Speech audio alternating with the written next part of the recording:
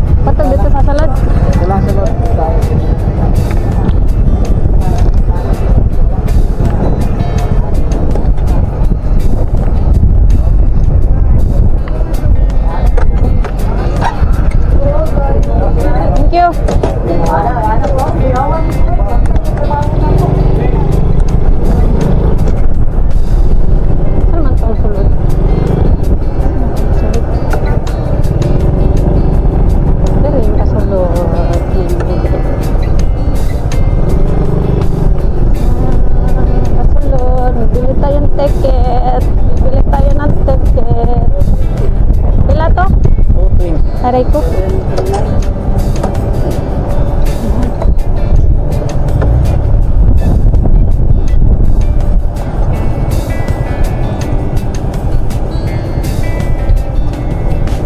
Kari na lang.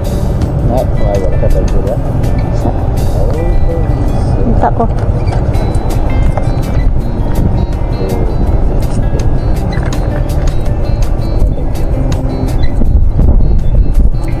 Ay, sortiha oy. Nagyud. Yeah, sige. Thank you kayo. Dos bye. Ah.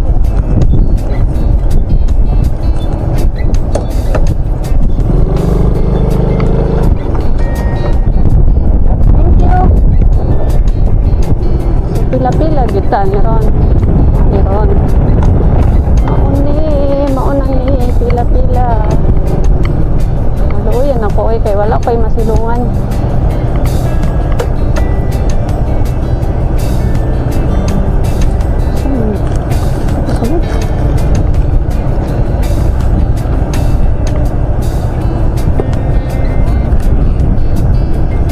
Hindi mo pwede mag-move forward. Init tayo.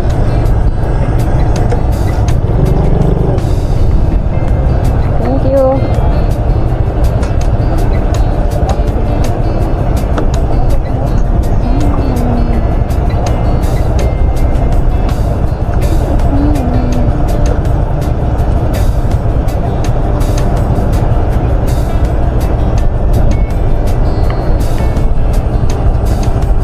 Cellphone.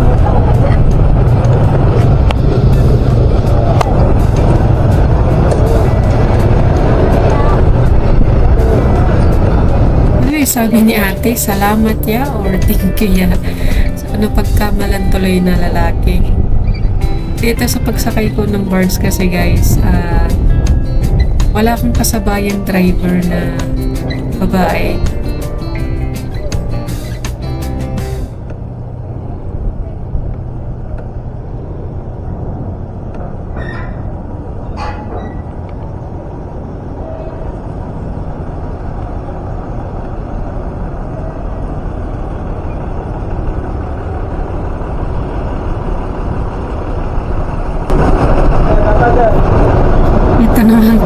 Ito naman si Kuya Sir ang tawag sa akin. Nag-ibang anyo ako bigla. Ayan guys, so tingnan nyo yung kalagayan ng dagat guys. Masyadong maalon. Hindi naman masyadong maalon. Basta kayo maalon. So dahil dito, napapaisip ako kung saan ako dadaan. Sa natatanaw ko banda sa Iligan ay medyo madilim. Compared dito sa may SND banda ay mas maliwanag po sa SND, may araw doon. So baka doon ako dumaan. Ayan. Ayan guys, so hindi ako nakasingit kanina kaya ako yung huling lalabas na nakamotor. Tingnan dami namin. So sa mga gustong magbiyahe dyan, solo ride, panoorin yung video na to. Yung mga may balak maglayas. Joke lang.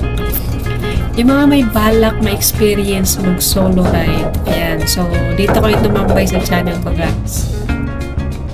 At mayroon kayong mapupulot dito na araw. So, nakikita niyo yung mga sasakyan dyan sa may kaliwa. Yan po ay matagal pa yan bago mawala dyan. 3 oras or 4 na oras yung iba. Depende no, sa bilis ng takbo ng barge.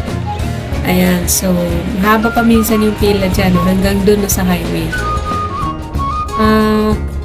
Doon naman sa Angel Bay Bridge kasi, yung nasagap kong balita ay sa October pa bubuksan, 2024. So abangan nyo yan at kung gusto nyo bagong balita, makibalita kayo online. So, manood kayo ng mag-research kayo online para malaman nyo kung kailan bubuksan. Magkita-kita tayo doon kasi gusto ko rin na makadaan doon. So ito, i-double check ko yung dadaanan ko. Talagang sigurado ako na sa SM din ako dadaan, guys, kasi may ulan na nakikita ko sa mga dito sa may Iligan banda, Baloy at saka yan, dyan, basta doon.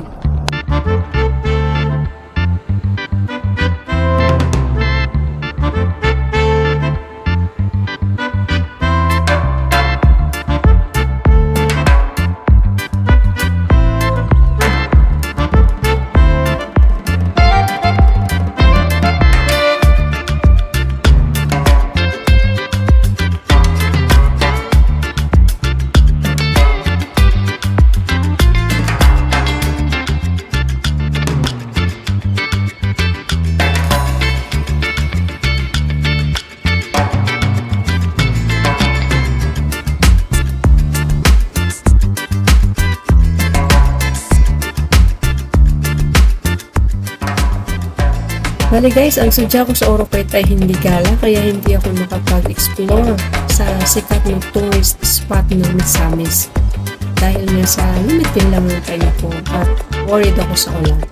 Hopefully, magkaroon ako ng time na makabiyahe ng Misamis Occidental na ang sadya ko is mag-tour. Yan. And so reminder po sa lahat ng mga bagong riders dyan, siguraduhin niyo pong pag kayo ay papatakbo ng mabilis, kaya niyo. Ayan, so huwag niyo pong pilitin. Mas maganda yung safe tayo palagi, okay? So kung hindi kaya, huwag pilitin at laging tatandaan na kailangan baon-baon natin defensive driving, no? Laging titignan po yung daanan, lalo na yung dugtungan ng daanan. Kung pantay ba ito o hindi, kasi pwedeng mag-cause po yun ng accident, no? Pagka hindi naka yung gulong natin, nakadaan ng maayos. Tapos, papansinin po natin yung mga nasa unahan nating sasakyan kung mayroon silang tail light, no? Brake light, ganyan. Kasi mayroon kasi minsan na walang brake light.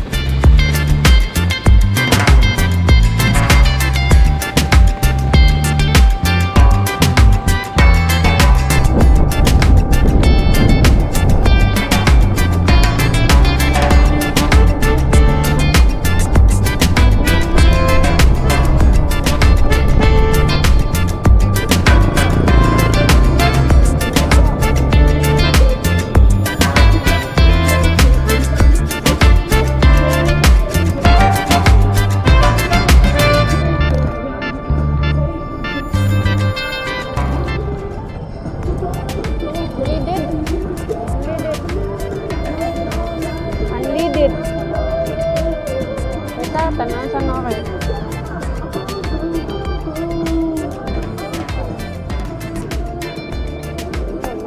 Ha? I-check sana ako. Asan ako tab kayo. Ano ko?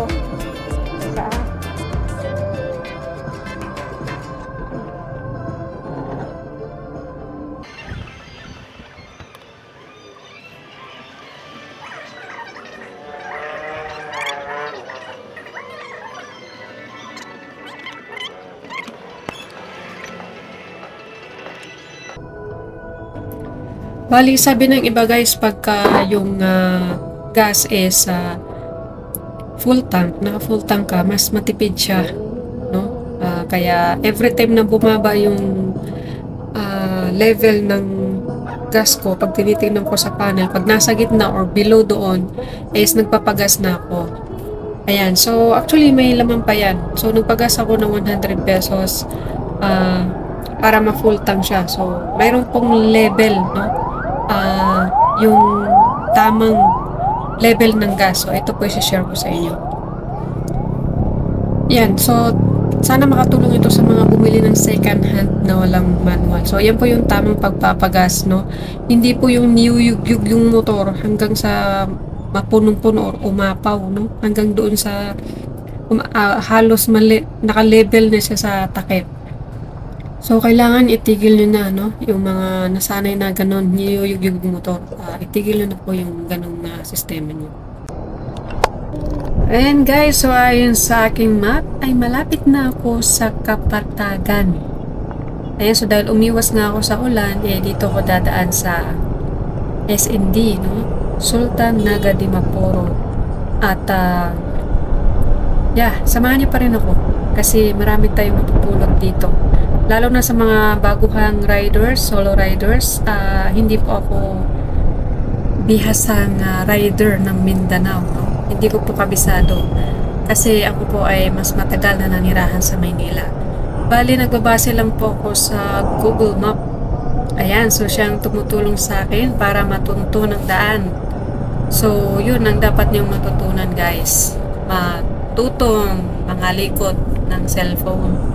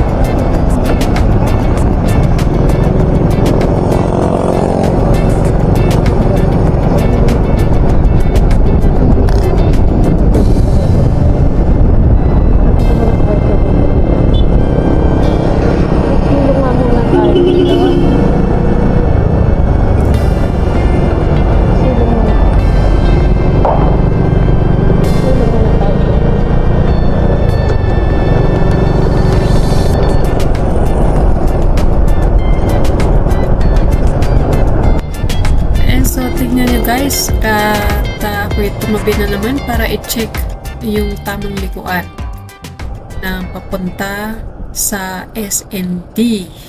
So, ito yon guys. So, kita nyo naman sa mapa na malapit lang, no, 30 minutes. Kapatagan to SND, Sultan Naga Dimaporo. Ayan, so sa mga magbabiyahe dyan, no, ugaliin nyo magtingin ng Google Map. Accurate po yan. Hindi kayo ililigaw niyan. Maliban na lang kung unexpected na yung dadaanan is rough road. So, let's go.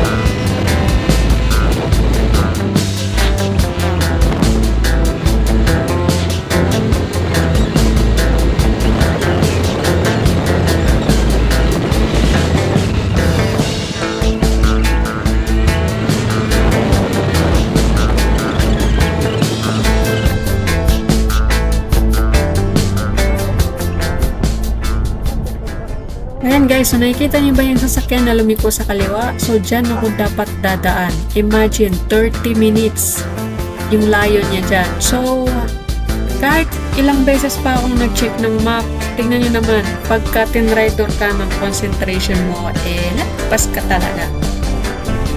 So, anong lesson dito sa part ko is yung hindi ko ikinabit yung cellphone holder ko para nag-check ko time to time yung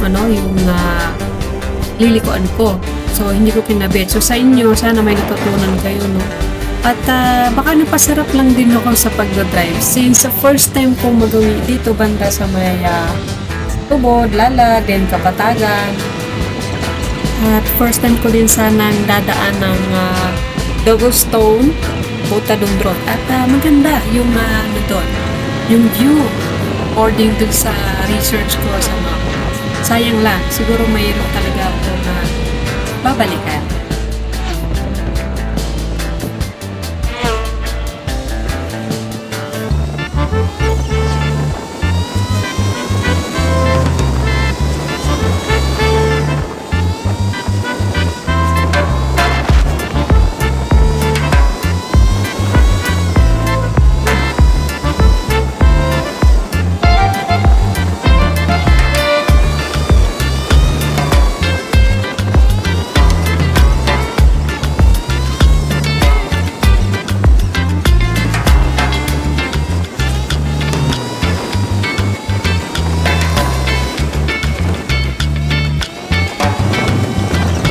Kita nyo naman guys kung gaano ako nasarapan sa pag-drive. Hindi ko pa talaga na-realize na lampas na ako. Kasi na-enjoy ko yung view. Tingnan nyo naman. Pag nature lover ka, talagang mawawala ka na sa concentration mo. Wala kang pakialam. Basta, sige, drive lang ng drive.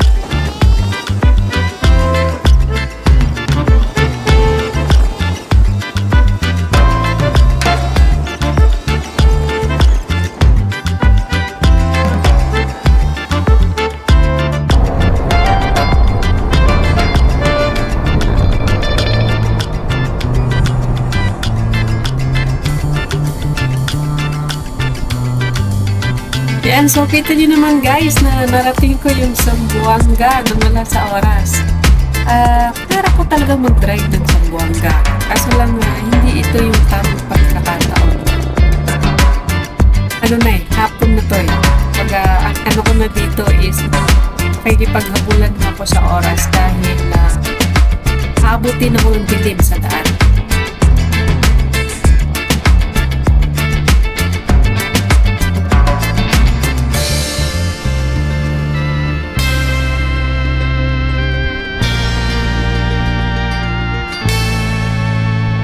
Ayan guys, so tabi na naman para i-check ang mapa. So tignan naman kung gaano ako kalayo, no?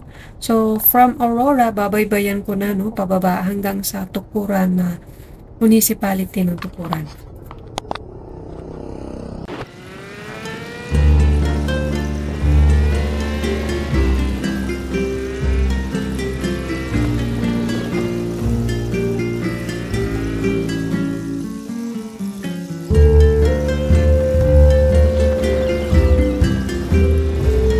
Bali, around 3:30 or 3:45 ditong mga oras na binabaybay ko ang Aurora Tukuran Road. So, from the municipality of Aurora down to the municipality of Tukuran.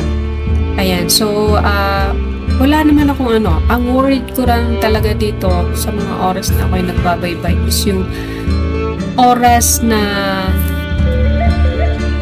kagabihin ako. Kasi yung headlight ng motor is stock light siya, no?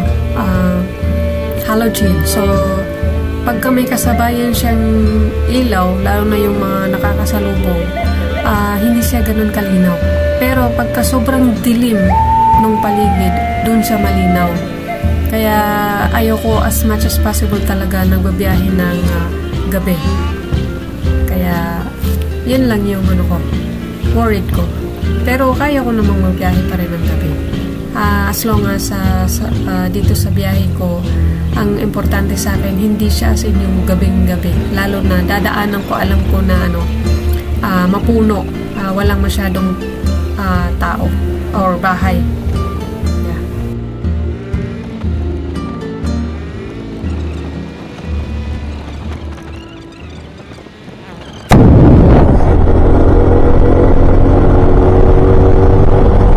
guys, nandito na ako sa SMB.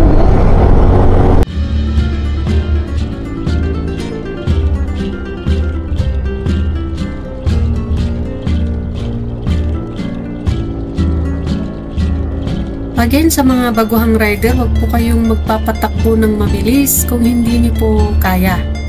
Lalong-lalo na kung kulang pa kayo sa exposure, no, sa mga daan. Yung hindi niyo na-experience pa yung mga daan na lubak or yung mga daan na yung dugtungan na hindi pantay, no. Napakadelikado po nun, guys. Sobrang delikado nun. Sisimplang kayo sa kaya kailangan matalas yung mata niyo sa dinadaanan niyo. Okay?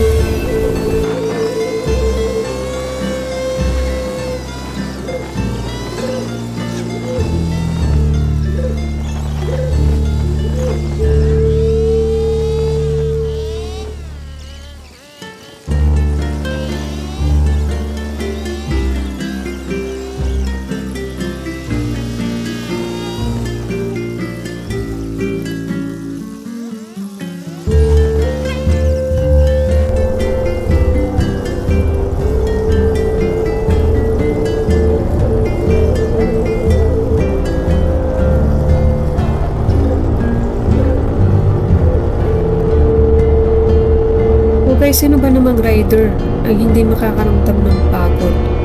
Kaya nababahala ako sa mga female solo rider na nagpipilipin talaga.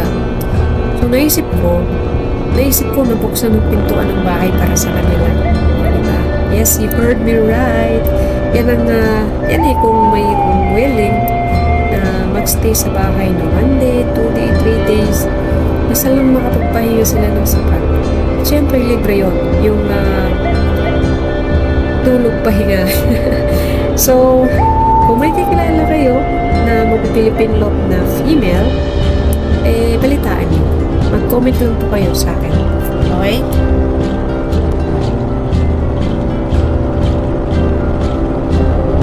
So guys, gasoline reveal na ako, no? Ang tinakbo nitong motor mula pag-alis ko ng bahay hanggang nakauwi ako ng bahay dati is approximately 380 km. Ang lumabas sa bulsa ko is 425 pesos. So sa mga riders dyan, kayo na humusga kung matipid si Smash. Kasi para sa akin, matipid siya. Kasi naitakbo na din to sa Coronadal. Ayan. So, hindi ko na din patatagalin to, no? Kasi nalobat na din yung battery ko. Sayang hindi ko makapture yung pikong tunnel, guys. Talagang mayroon akong babalikan dito. Ayan, so pasensya na kung magalaw yung camera kasi sabi ko nga dun sa video ko sa Oroqueta is yung camera is naka-clip sa bag ko, no? Dito sa may dibdib ko. Kaya siya magalaw kasi maluwag. Hindi siya mahigpit. Okay, so thank you so much na nakarating kayo dito sa dulo. Please like this video. Kung hindi pa kayo subscribe, pa-subscribe.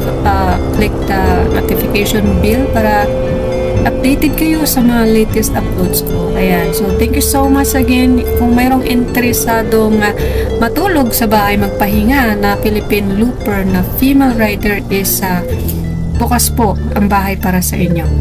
Ayan, so see you sa next vlog ko, guys. Bye-bye!